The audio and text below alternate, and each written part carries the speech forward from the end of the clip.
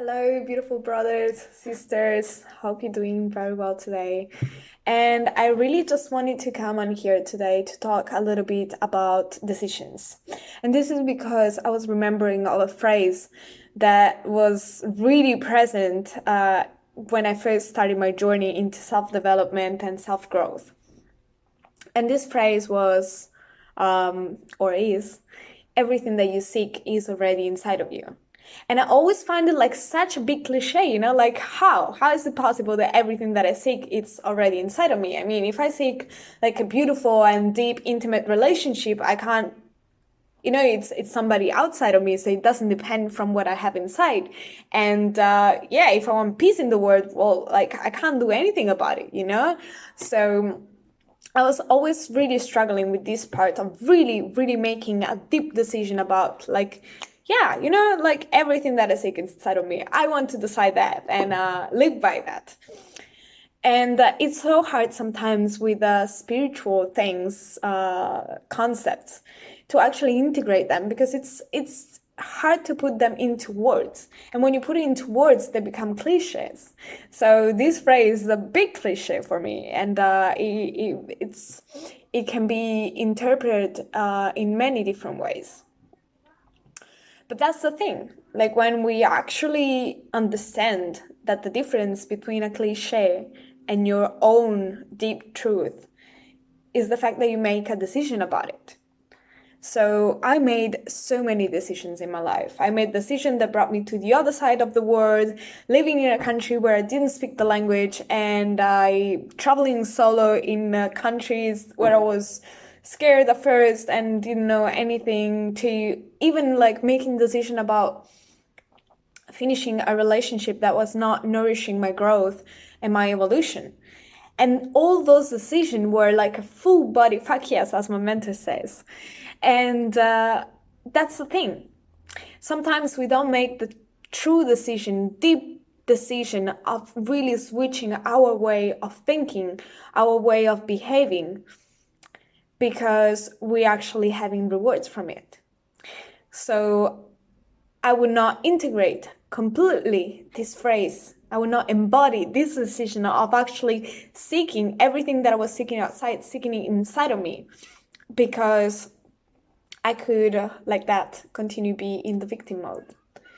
And I could continue to be frustrated, and I could continue to not taking responsibility and just, as I said, being frustrated. And that happened to me when I turned vegetarian. That happened to me with the environment and with feminism and with so many other things. I was just like realizing all these type of problems or like issues that we have in the world and just taking it on like if it was something that I cannot change, something that I cannot transform, and that would take me out of responsibility, basically.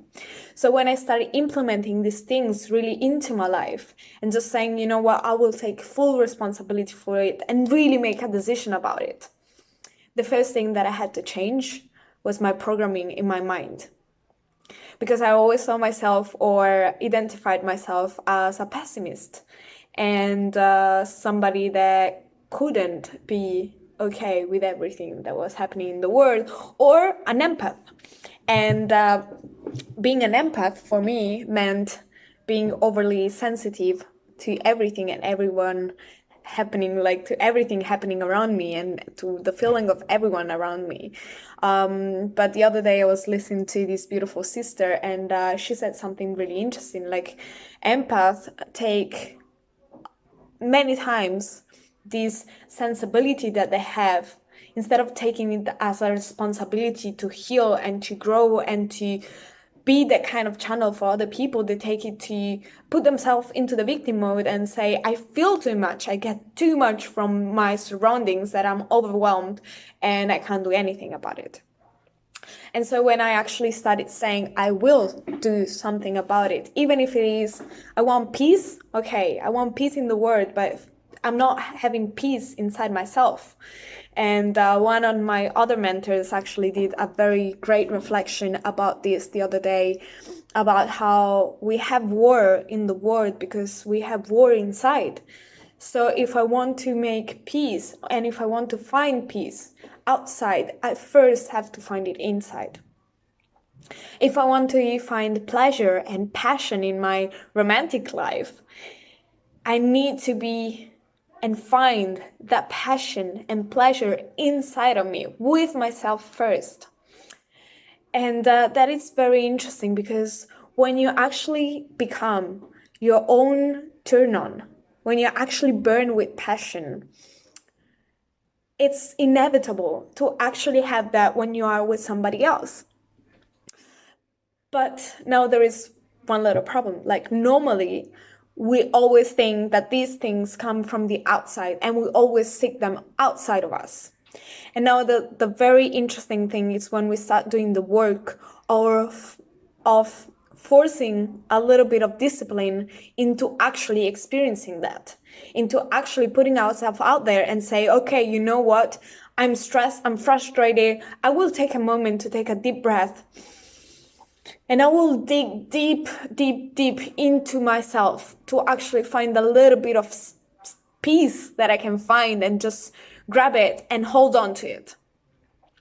Because sometimes it's easier. Like we've been frustrated and angry for years and years and years, and that's much easier to actually keep going like that instead of actually changing the way we behave. Because we have to reprogram our brain to actually be more peaceful and more happy and more enthusiasm. And the same thing goes with passion and with pleasure. We need to train ourselves to actually get into it. And we normally see like these people that are really enthusiastic and happy and optimism all the time. And we think that they have it in naturally, that they were born like that. And maybe some of them, they are. Some other people, like me, we trained to actually be like this. I had to train myself so hard. Worse than going to the gym, worse than any other thing that I ever done in my life. Just learning 4 languages was easy peasy. Like really this kind of work of changing the way you think and changing the way you see things and changing your perspective, that would really make me switch my reality. And I wanted to talk about this because I feel that many times I had this decision in mind. Yeah, I want to be more optimistic, more positive thinking, and more this or more that. But I never trained myself. And when the moment came that I was super frustrated and super angry, I hold on to it instead of actually, taking a breath, finding peace within myself. Or when I don't feel grateful and I feel frustrated as well. Frustration was and still is a big part of my life. But every time I feel that, now I force myself to be grateful for something. And I force myself to smile and I force myself to find passion and to do things with passion and enthusiasm because I actually want to live a life full of that.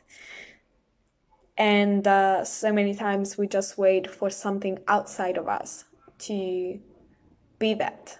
And with everything that we're going through in the world right now, it's really important that we start forcing a little peace inside of ourselves. We start disciplining ourselves to actually grow and make that peace grow stronger and stronger and expand to other human beings. And it's discipline, and it's just like a muscle. And at the beginning, it's hard, and you really need to force yourself.